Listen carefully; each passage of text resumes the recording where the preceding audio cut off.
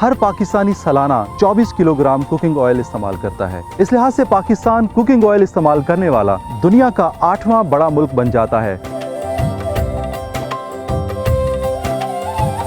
एक हाइब्रिड जो है उसमें सारी नस्ली खसूसियात एक जैसी होती हैं, तो महकमा जो है वो हाइब्रिड सीड की ही रिकमेंडेशन देता है।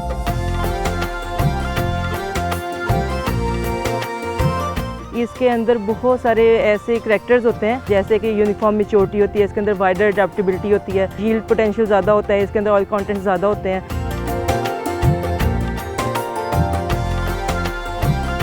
दुनिया के एक बहुत ही पॉपुलर किस्म का जो स्नैक है ना, वो सनफ्लावर के बीज हैं। सबसे बड़ा कमाल क्या है, जो लोग चाहते हैं, ख़वातीन ख़ास तौर पे स्ट्रगल कर रहे हैं कि वज़न नहीं काबू आता, उनको सनफ्लावर का जो बीज है वो मदद कर सकता है।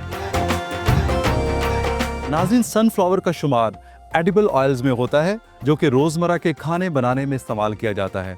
हर पाकिस्तानी सालाना 24 किलोग्राम कुकिंग ऑयल इस्तेमाल करता है। इस लिहाज से पाकिस्तान कुकिंग ऑयल इस्तेमाल करने वाला दुनिया का 8वां बड़ा मुल्क बन जाता है, जो कि 5 लाख मैट्रिक टन सालाना कुकिंग ऑयल इस्तेमाल करता है। अब सवाल ये पैदा होता है कि क्या हम अपनी ज़रूरत का कुकिंग ऑयल खुद पैदा करते हैं? तो जवाब मिलता है बिल्कुल नहीं। हम मुल्क की खपत का सिर्फ 30% ही पैदा कर पाते हैं और बाकी 70% ऑयल हम बाहर से इंपोर्ट करते हैं। आज हम मौजूद हैं Ayub agriculture research institute Faisalabad में, जहां पर सनफ्लावर की काश्तकारी पे बात करेंगे और जानने की कोशिश करेंगे सनफ्लावर की फसल से हमारा किसान कितना फ़ायदा उठा सकता है।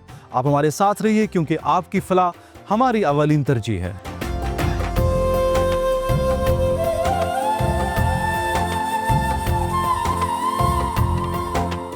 मुझे ज्वाइन किया है मोहम्मद आफ्ताब साहब ने, जो कि साबका डायरेक्टर हैं oil seed research institute Faisalabad के। आज उनसे बात करते हैं सनफ्लावर की काश्त के हवाले से। Sir, thank you so much, आज आपने अपना कीमती वक्त हमें दिया है। सनफ्लावर की काश्त के लिए सॉइल एंड क्लाइमेट की जो कंडीशन है वो कैसी होनी चाहिए? जी, आपने बड़ा अहम सवाल किया है। पहली बात तो ये है कि जो सनफ्लावर है ऑयल सीड क्रॉप्स के अंदर इसकी बड़ी अहमियत है। इसमें सबसे ज़्यादा यील्ड पोटेंशियल है। ओके। ये 40-45 मन तक की पैदावार हम फी एकड़ हासिल कर सकते हैं। जो पंजाब की क्लाइमेट है, सिंध की क्लाइमेट है, वो इसके लिए कंडूसिव है, बहुत अच्छी है। तो इसमें हम नहायत कामयाबी के साथ सनफ्लावर की काश्त कर सकते हैं। इसमें हमें देखना होता है कि अगर भारी मैरा ज़मीन है तो उसमें सबसे बेहतर पैदावार आती है। जो वाटरलॉग्ड सॉइल्स हैं, जिसमें पानी खड़ा हो जाता है, वो इसके लिए अनफिट है। इसी तरह ज़्यादा रेतली जो ज़मीनें हैं, जिसके अंदर पानी को होल्ड करने की कैपेसिटी कम है, वो भी इसके लिए सूटेबल नहीं है। तो इसमें सबसे पहले हमने ये चीज़ देखनी है कि ऐसी ज़मीनें जिसकी भारी मैरा है, उसमें इसकी पैदावार बेहतर आएगी। अब हमने उसकी तैयारी करनी होती है। जिस खेत में आपने इसकी काश्त करनी है, उसको हमें पहले से ही ज़हन में रखना होता है।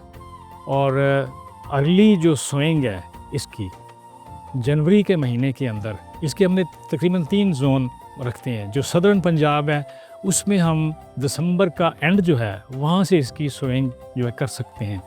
इस तरह जैसे सेंट्रल में आएंगे तो उसमें जनवरी जो है वो रिकमेंडेड है।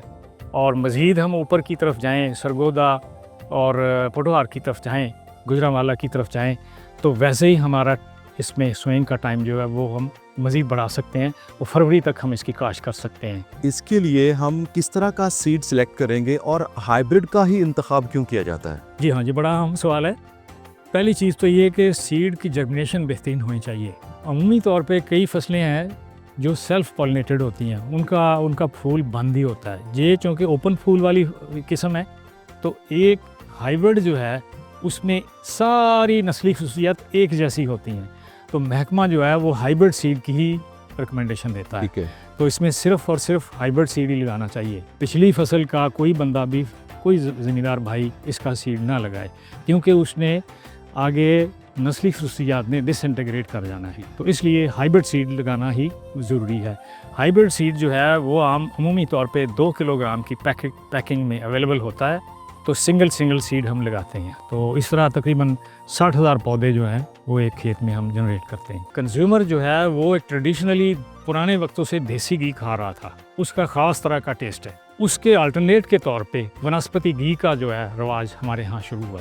वनस्पति घी जो है वो बनाया जाता है पाम ऑयल से। पाम ऑयल जो है वो सबसे चीप है दुनिया में। ओके। पाकिस्तान जो है वो सबसे सस्ता होने के नाते वो ज़्यादा घी बनाने पे कह लें कि उसका फोकस है। घी मिलें ज़्यादा है, कुकिंग में भी ज़्यादा वही इस्तेमाल होता है मखसूस उसके जायके की वजह से। वैसे जितने भी कह लें कि कैनोला ऑयल है उसकी कह लें कि कंपोजिशन बेहतरीन है सेहत के लिए, इसी तरह सनफ्लावर की भी बेहतरीन है।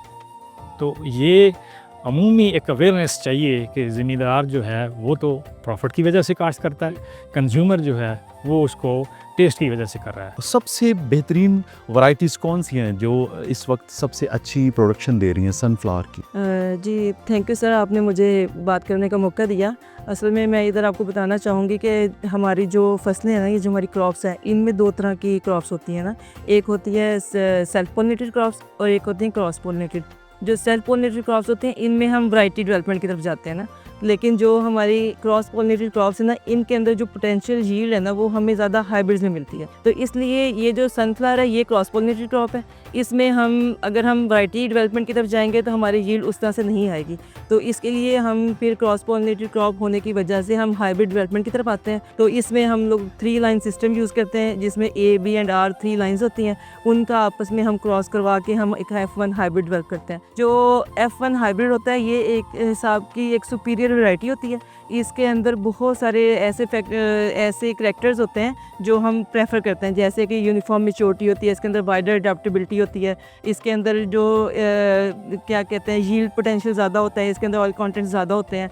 तो इसलिए हम जो है सनफ्लावर पर हाइब्रिड को ही प्रेफर करते हैं और हाइब्रिड ही रिकमेंड करते हैं। और हमारा इस टाइम जो काम चल रहा है उसमें हम हाइब्रिड ही बना रहे हैं। तो इसके अलावा बहुत सारे जो हैं वो पाइपलाइन में हैं जिनके अंदर बहुत अच्छे अच्छे करैक्टर्स हैं। जैसे कि हमने कुछ हाइब्रिड्स हमारे हैं, जैसे ओरिसन 675 एंड ओरिसन 648 जो कि शॉर्ट ड्यूरेशन हाइब्रिड्स हैं, जो 100 से 110 दिन में पककर तैयार हो जाते हैं। तो ये उन फार्मर्स के लिए बहुत बेहतर है जिनके पास क्रॉप का ड्यूरेशन जो फ्री ड्यूरेशन है ना वो कम होता है।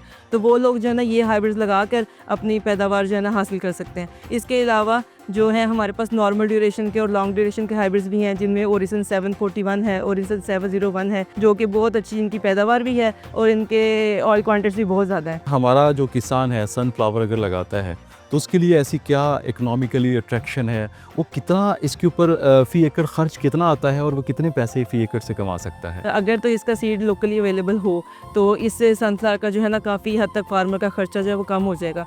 लेकिन जब फार्मर को प्राइवेट कंपनीज़ का महंगा हाइब्रिड का सीड लेना पड़ता है तो वहाँ से उसकी जो कॉस्ट बेनिफिट रेशियो है वो भी डिस्टर्ब हो जाती है। दूसरा इसके बाद ये है कि अगर तो इसके जैसे पहले भी आपको बताया गया है कि इसका जो ऑयल सीड्स का जो सारी इकोनॉमिक्स है ना वो कॉम्प्लेक्स फैक्टर्स पर है ना। अगर इसकी मार्केटिंग अच्छी चल रही हो, इसको आज का रेट अच्छा मिल जाए तो फार्मर इसको ज़रूर लगाएगा, उसको पैदावार भी ज़्यादा मिलेगी और इसको इकोनॉमिक जो रिटर्न है ना वो भी ज़्यादा मिलेगी। पेस्ट मैनेजमेंट के हवाले से इसकी कौन सी बेहतरीन जो है वो अद्वियात हैं जिससे हम पेस्ट को कंट्रोल कर सकते हैं, और कौन से ऐसे कीड़े मकोड़े हैं या कौन से ऐसे परिंदे हैं जिससे सनफ्लावर को ख़तरा होता है? जो सनफ्लावर की फसल है इसके ऊपर परिंदों का बहुत ज़्यादा अटैक होता है और ये अटैक जो है ये 2 मरतबा होता है। एक तो जब हम सीड को सोइंग करते हैं हम उसके बाद फौरी बाद जर्मिनेशन के फ़ौरन बाद जो है ये चिड़ियाँ इस पर अटैक करती हैं और इसके सीड को खा जाती हैं। तो इससे फार्मर को नुकसान ये होता है कि उनकी प्लांट पॉपुलेशन कम हो जाती है, प्लांटिंग डेंसिटी कम हो जाएगी, तो फिर ऑफ कोर्स उनकी पैदावार भी कम हो जाएगी। तो इसके बाद जो दूसरा इसकी सीड सेटिंग की स्टेज होती है जिसमें सीड मिल्की स्टेज पे होता है, उस टाइम इस पर बर्ड का अटैक बहुत ज़्यादा होता है। तोते इसको बहुत शौक से खाते हैं और वो इस तरह अगर वो तोतों का हमला हो जाए तो फिर तो आपको कुछ नहीं मिलेगा वापस। लेकिन अगर ये उस सूरत में ज़्यादा होता है जब ये पैचेस में लगी हो ना, तो फिर बर्ड का अटैक बहुत ज़्यादा होता है, नुकसान भी ज़्यादा होता है। लेकिन अगर ये लार्ज एरिया पे लगी होती है तो फिर उसमें इतना ज़्यादा मैटर नहीं कर रहा होता ये बर्ड अटैक। तो इसके अलावा अगर हम बाकी कीड़ों मकोड़ों की बात करें तो इसमें जो वाइट फ्लाई है मतलब इस पर अटैक करती है तो इसकी ग्रोथ ज़रा कम हो जाती है। इसके अलावा एफिड का अटैक बहुत ज़्यादा होता है और सबसे ज़्यादा जो हम लोग फील करते हैं जो यील्ड में नुकसान करती है वो होती है इसकी जो हेड मॉथ है। तो उसके लिए हमें चाहिए कि हम इसको टाइम से सदेबाब करें इसका।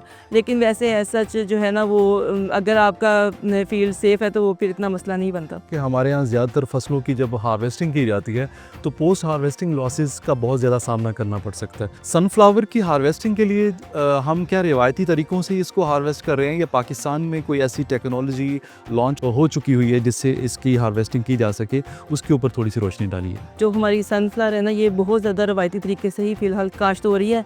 इसका जो हार्वेस्टिंग का प्रोटोकॉल है वो भी सारा रवायती है कि ज़्यादातर इसको जो है ना वो आरी से काट के तो फिर बाद में डंडों से ही इसको थ्रेश कर रहे होते हैं। तो इसमें ज़ाहिर बात है फिर नुकसान तो है ही है, क्योंकि हमारे पास कोई कंबाइन हार्वेस्टर इस तरह का अभी तक जो है ना वो मार्केट में अवेलेबल नहीं हो सका जिसको फार्मर जो है वो लार्ज एरिया पे लगा के तो उसको हार्वेस्ट कर सके। अगर आप कोई खाना पकाते हैं बगैर ऑयल के या घी के तो आपकी बॉडी को कोई नुकसान नहीं, फ़ायदा ही है। जो आपको थोड़ा बहुत ऑयल चाहिए, आपके एसेंशियल फैटी एसिड चाहिए, वो आपको इनके पत्तों से भी, बीजों से भी, फ्रूट, सब्जी, हर चीज़ थोड़े थोड़े मिल जाने। ठीक है, लेकिन चूंकि हमारे खाने ऐसे हैं कि उसको पकाना पड़ता है, बिल्कुल। पकाने के लिए आपको घी या तेल चाहिए। अच्छा, उसमें अब पहली चीज़ में ये रखें जो अच्छे तेल भी हैं, अब वो चम्मच भर भर में नहीं खाने आपने। मैं क्या आपको देसी घी अच्छा है तो आप चम्मच भर भर खाएं, ऑलिव ऑयल अच्छा है तो आप प्यालियाँ पीना शुरू नहीं। कैलोरीज बहुत ज़्यादा है। ज़हन में ये रखें शुगर के 9 मालिक्यूल और फैट का 1 मालिक्यूल एक जितनी कैलोरी देता है। ओके, तो आप अगर ज़्यादा फैट ले लेंगे कोई भी तो आपकी कैलोरीज, वज़न बढ़ेगा और वो सारा डिस्टर्ब करेगा। अच्छा, अब चूंकि हमने खाना पकाना है, खाने पकाने के दौरान अगर तो ऐसा तेल या घी इस्तेमाल करें कि जिसमें अनसैचुरेटेड फैटी एसिड ज़्यादा होंगे तो जल्दी ख़राब हो जाएगा, जिसमें सैचुरेटेड होंगे तो ख़राब कम होता है। ओके, जैसे देसी घी है वो ख़राब नहीं होगा। बिल्कुल। अच्छा, अगली बात ये है कि सैचुरेटेड ज़्यादा लेंगे ख़राब होगा, अनसैचुरेटेड ज़्यादा लेंगे तो कोलेस्ट्रॉल डिस्टर्ब होगा। एक बैलेंस चाहिए। पहली तो ये चीज़ मिनिमम यूज़ करें। हमारे दिल के लिए जो सबसे अच्छा फैटी एसिड है ना वो ओमेगा 3 फैटी एसिड है। ऐसे वो सनफ्लावर में नहीं होता, तिलों में भी नहीं होता, ठीक है। वो मेज़ में भी बहुत थोड़ा होता है। वो किस में ज़्यादा होता है? वो सबसे ज़्यादा होता है कैनोला ऑयल में। ठीक है, सरसों सारी में, लेकिन उसमें रूसी की जरूरत है, कैनोला में बहुत ज़्यादा होता है। ओके, फिर अलसी में बहुत ज़्यादा होता है, ठीक है। फिर हमारा सोयाबीन में बहुत ज़्यादा होता है। फिर ये जो ऑलिव ऑयल है उसमें भी मौजूद होता है। ओके। तो अब एक डॉक्टर्स अब ये कहते हैं कि जब आपने खाना पकाना है ना तो आप अगर कुकिंग ऑयल मिक्स कर लेना 3-4 तो उसमें ये जो बैलेंस पूरा हो जाएगा। Okay, okay. तो सनफ्लावर में ओमेगा 3 कम है, ओमेगा 6 ज़्यादा है। तो ओमेगा 6 का अगर बहुत धड़ाधड़ इस्तेमाल करेंगे फिर बॉडी इन्फ्लेमेशन हो जाती है।